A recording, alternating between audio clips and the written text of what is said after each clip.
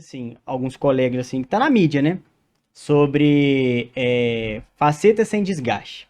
Mas esse tema sem desgaste, ele na verdade não existe, certo? Eu quero saber de você se isso é realidade ou não, porque, pelo que eu entendo, e você vai falar muito melhor, né? O periodonto, a gente não pode ter um dente à frente do periodonto, né? Então você Exatamente. explica pra gente Né? aí esse termo. Então, na verdade, o que que acontece? Primeiro, a gente precisa entender o que que é uma faceta e o que que é uma determinada agora comercialmente como lente de contato, né? Uhum, Então, assim, laminados cerâmicos é uma coisa que você pode abranger para tudo.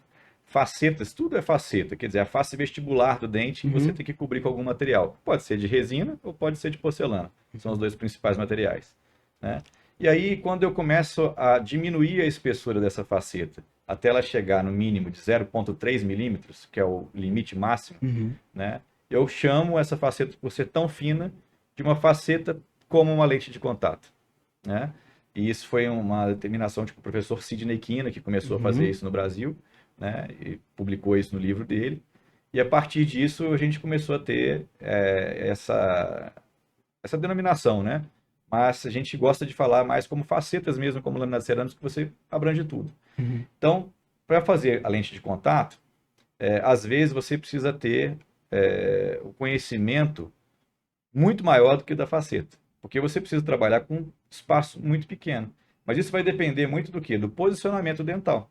Uhum. Então, por exemplo, eu posso pegar um dente conoide, né, um lateral conoide, que é muito comum a gente ver hoje em dia, Sim. né, e ele já está preparado, entendeu? Então não é necessário você fazer um preparo. Uhum. Então você fez uma faceta no prep, que eles falam, sem Uhum. preparo. Sem preparo. Então, assim, existe a indicação, mas são indicações muito precisas, né? Ou um dente que está muito lingualizado em relação ao outro dente, né, por inclinação axial de um e de outro, que você tem que acrescentar mais cerâmica. Aham. Então, às vezes, não tem necessidade de você fazer o preparo, né? Apesar disso, eu gosto de fazer o preparo. Uhum. Por quê? Porque eu acho que o assentamento dessa peça cerâmica, ela vai ser melhor, né? Você Sim. vai embutir aquilo. Eu brinco que é como se fosse um rodapé. Se você Aham. tivesse um rodapé ali, tipo, você coloca ele tá na parede, eu vou ter que ter aquele rejuntezinho de massa do rodapé para a Sim. parede, que é o Aham. cimento, né? Aquele cimento ali, se ele não for um cimento muito bom e muito bem trabalhado, ele vai degradar e vai começar a dar degrau, vai começar a prejudicar a parte periodontal,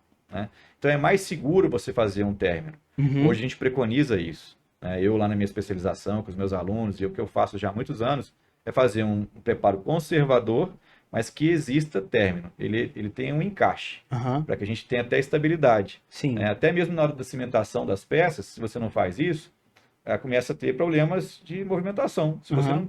Se você cimentar um dente errado, todo o resto do seu Já sorriso era. foi perdido, né? Então esse eixo de inserção, que ele pode ser tanto inciso cervical ou quanto vestibular para a Aham. palatina, né?